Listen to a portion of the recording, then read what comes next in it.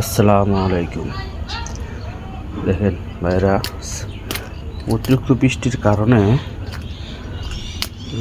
পানি জমে ছাদে ছাতা পড়ে গেছে। টবের নিচগুলা, যে গাছগুলা কীরকম জানি ঝিঙ্গা হয়ে রয়েছে। এটা পান গাছ, গাছগুলো হয়েছে খুব সুন্দর হয়ে, কিন্তু গাছগুলা এলোমেলো হয়ে রয়েছে বৃষ্টির কারণে। অতিরিক্ত বৃষ্টির কারণে হলো মেহেদি গাছ,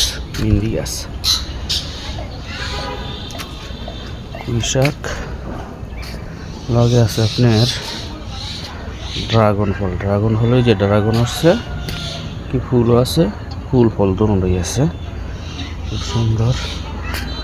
তবে পেঁপে গাছ